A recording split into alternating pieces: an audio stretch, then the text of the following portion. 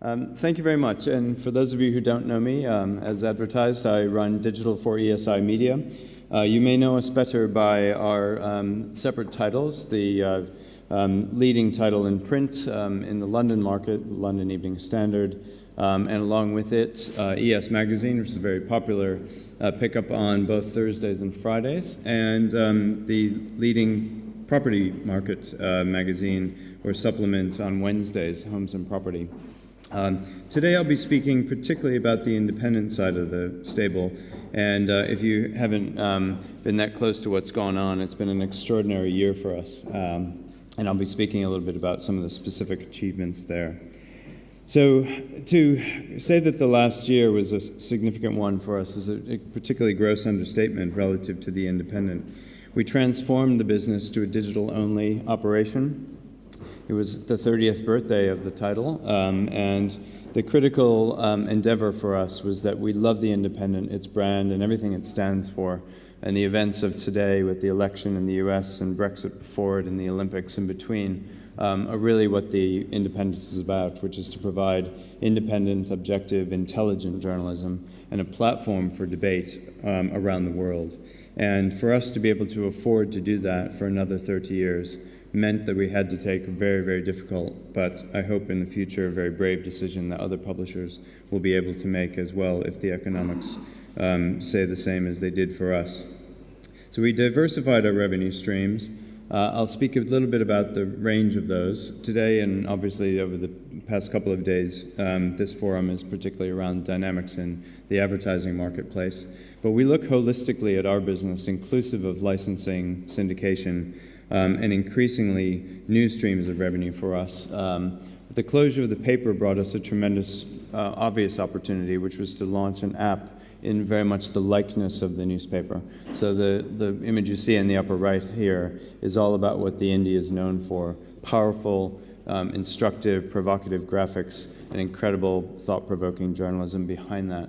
And that's really the essence of what we're doing. At the very top, you'll see an image of Indie 100. We like to think of this as the intelligent man's BuzzFeed, and it's all about what it sounds like: 100 moving stories, provocative thoughts, and a real platform for a new audience development for us. And it's reaching a broader international marketplace. In fact, it's growing quicker in the US market than it is in the UK. So we're on to something pretty interesting, we think, with Indie 100.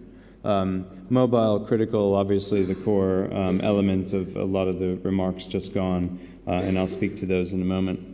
But what I'd like to do is start with a bit of video and give you a bit of break thinking and enjoy a little bit of the story of what we're attempting to do, some of the philosophies behind what we're doing, and some images for what we think to do ahead. Indie, I think, has always gone behind the headlines.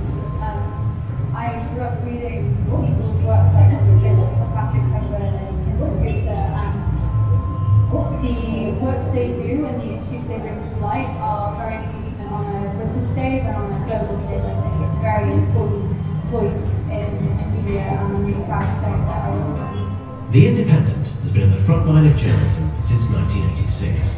Its mission to challenge and debate has always been ahead of its time. We are proud to invest in proper, validated and researched journalism to make us different in the world of bloggers and readers. Because we are an established and trusted news brand, groundbreaking stories are seen by millions on our platforms and also distributed through our market-leading social media footprint. World-class journalism has nurtured an expanding and engaged audience. Established writers such as Robert Fisk and Patrick Coburn, as well as new talent, set us apart from other pure-play news sites. We also use real-time analytics platforms and a wealth of data to optimize the content we produce. Journalists have at-desk access, allowing them to benchmark their content against their colleagues.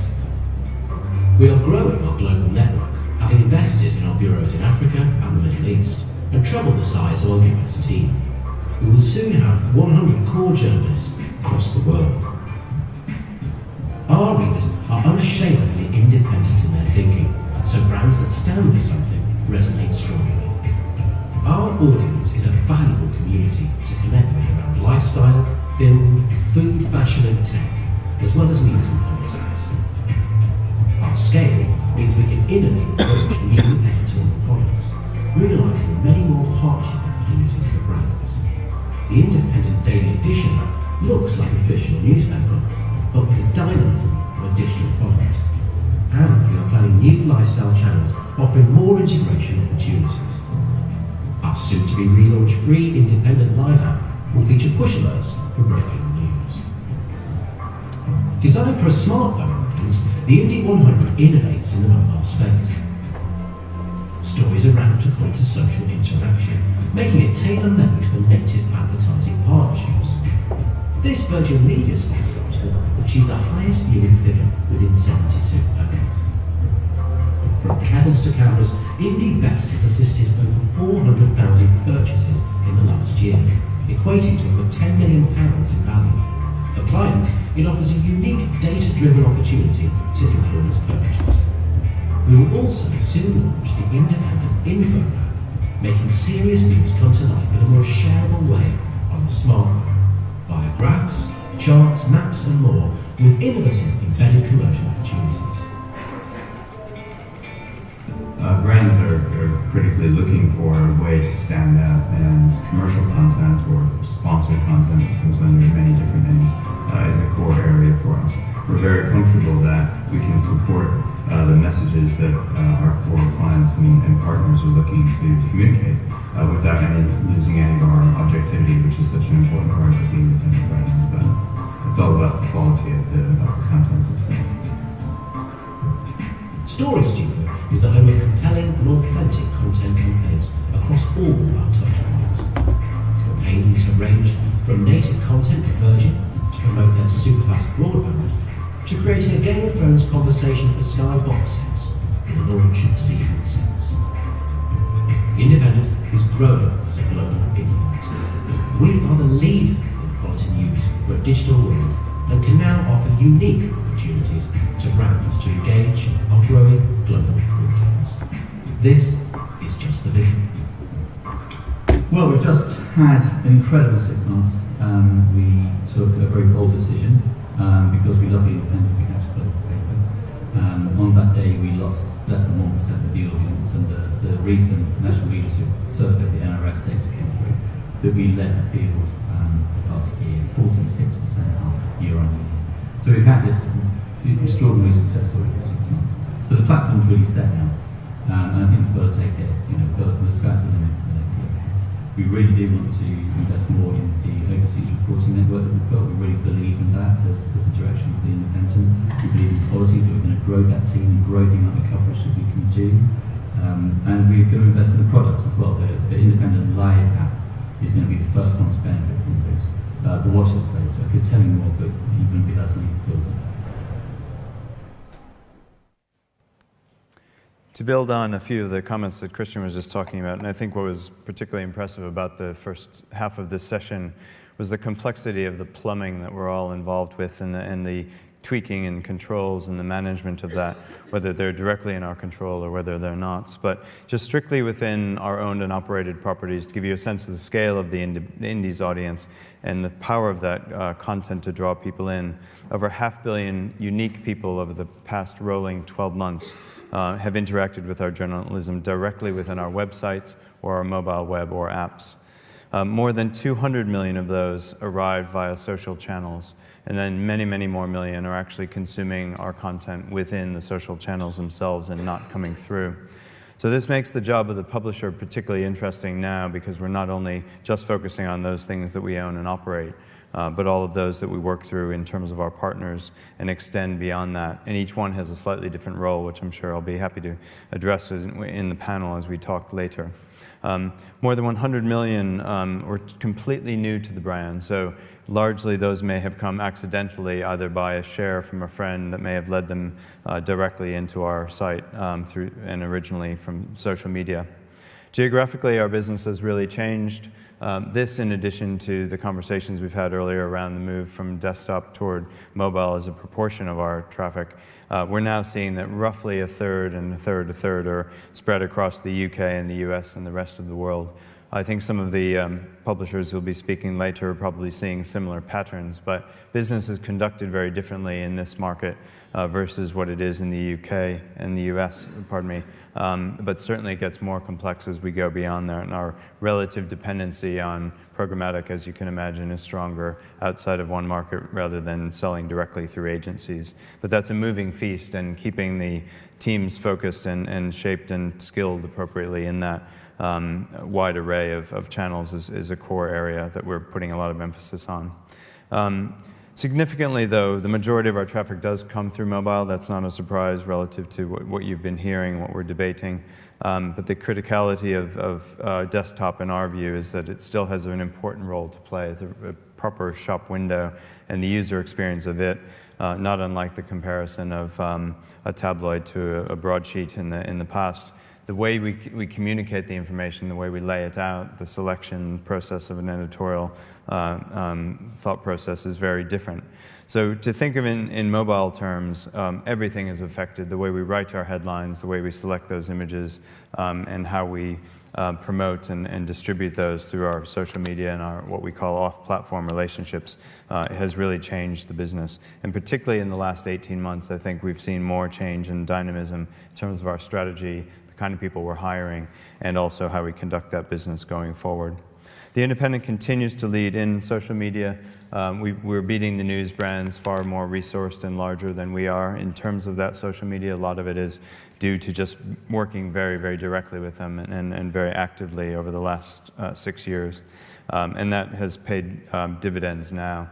We share the same frustrations as some of you may out there in terms of the disparity between what might be happening with Facebook. It's very different, as you all know, in terms of working with Apple. They're not a social media platform, obviously, but they are somewhere in between, and we're all dependent and consumers of their products as well as partners and such. So what's critical for us in that strength of the content, and as we talked about earlier, to have that kind of result where we were the most shared publisher for Brexit news, and within the Olympics we actually, for a period of time, had the largest and most shared public article in terms of the Olympics. So that was those kind of moments actually happen if you really give focus to it. Last but not least, and certainly what I have to mind, is this turning into real business? And we can proudly report that we had over 75% increase in revenue over those rolling 12 months. And while the auditors divvy away at the particular calculations, it was an even greater percentage in profit terms. So a really strong result there. I'm hoping Ray will not be holding this accountable in the journalism. So with that kind of momentum and the very difficult but in fact enormously liberating decision that we made to close the print product, it's all about raising the bar and moving forward and concentrating our energies on a single medium, which itself is probably 18-fold in terms of substrata and digital. So we're driving ourselves forward. Some of the key targets I wanted to share, which peculiar to us, but I would reckon resonate across other publishers who may be here today. A growth of greater than 20%, not only in different geographies, but in all the media and sub-devices and platforms within there. We're planning for a 30% increase in revenue. That's not only divining new forms of revenue, but actually spending as much time getting better at the revenue channels that we have today. A lot of that was covered previously in terms of optimization. An incredible amount of energy is putting on just now the delivery of better and swifter page loads, whether that's on mobile or desktop, and managing the spaghetti of all the tags and code and data and analytics that we need to gather as we're going, and then presenting real-time advertising solutions through those channels. Incredibly complex stuff, and absolutely worth the investment to get it right. We're confident in achieving not only our advertising and partnerships revenues, but we extend that, and the influence of our brand, particularly because of its journalism, means that we have a very robust licensing and syndication business as well. And it gives us a halo effect and the ability to invest in premium content, which is the real purview of our paid-for application through the Daily Edition app.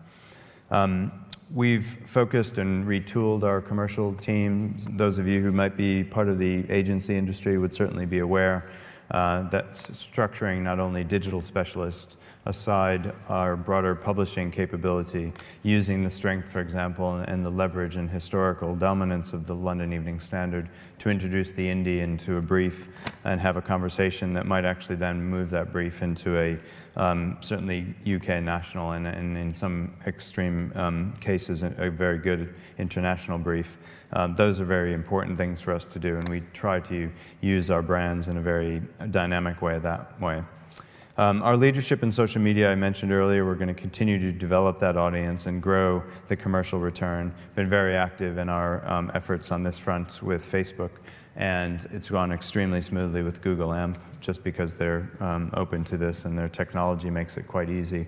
And very, very soon, things have moved in a very positive, good direction with Apple. And I've had conversations even at the beginning of this session with a few people knowing that that's now moving in a better direction for publishers. I'd like to close with a few themes which I think might be provocative guiding principles for the panel as we sit down. My first one is that change is no longer inevitable. That has a kind of future context to it. It's an absolute fact. And the change I referenced has been so great over the last 18 months, far, far greater than the last 3 years. And I've been doing this now in the UK with top publishers such as the FT and Times and Sunday Times. There's so much more that's happened in these last 18 months than the last 15 years, if I capture it that way. Another critical principle is that we have to accept that our partners are also our suppliers, are also our competitors. And it's not that one can move this cohort in one direction or another. We just have to get on with it. And that's the very interesting thing. When people try to categorize Google as a tech company or a publisher or a media house, they're actually all things. And we have to be able to respond and adapt our own practices to that. It may mean a slight loss of yield or a slight loss of volume or audience generation in one area, but making it up in another is a critical area, and being able to adapt again in that direction is so key. For us, optimizing our product and commercial design is vital. Many of you will be involved in the debate around ad blocking. We've fortunately been on the slightly better side of the proportions of those these days, but we're certainly not resting on that particular assumption. And to us, it's mandatory that we speed up our pages, for example, and the delivery of advertising. But it behooves us to work with agencies and critically with brands to deliver better commercial messaging. And that may be that commercial partnerships with content development, otherwise known as native, is a better solution ultimately to keep our content free, and in those cases where it may make sense, sponsored or even paid for. Last, I think success calls for investment in not only the diversity of our intellectual property, but in our business and technical skills. And that's something that I focus on personally quite a bit within our organization, and how we shift that. And that would be another area where I certainly would encourage that there's an openness to that, and not trying to do everything internally when perhaps partnering may be a best way to go. So thank you. Small, inevitable, historic note. Was it inevitable that The Independent closed as a printed newspaper? It sure as hell was inevitable when you sold The Eye to Johnson Press for 25 million. That was just pulling the plug out, wasn't it? Might a cynic not say the true motive was cost-cutting, in that 100 journalists lost their jobs as part of the overall maneuver? Can't really claim that that's the way to great journalistic paradise, sacking half your journalists, is it? There was inevitability is certainly a word that I would support in the decision process. Some of you have heard me on the topic before, but in order to build the case to make that decision that we did early in the beginning of this calendar year, we'd actually developed over 3.5, almost 4 years, the evidence we required to run a purely digital business. Now, that business had benefited from the journalism that was being created for the newspaper, but the relative value of that newspaper content to the digital business was diminishing quite materially over time. So with each year, despite some of the absolutely critical names who we're very happy to report have carried on with the business. That brings on your point about investment in that journalism. When the business change occurred, we invested and brought across the most valuable content, the most valuable journalists that were helping to drive the business and that we knew we could monetize. So that made for some difficult challenges. Many of the numbers that you may have referred to there were a larger cohort of everything from production to printing to support and roles that weren't actually the writing. And so there was a very significant concentration of writing and journalists who were brought across. Not to mention particular areas of expertise, so production and subbing. Those of you who may understand what that is, we needed to raise the bar of the quality of the content that historically may have been slightly more casually developed for the digital site. And so those decisions were challenging, but I think very important so that we could keep the independent going.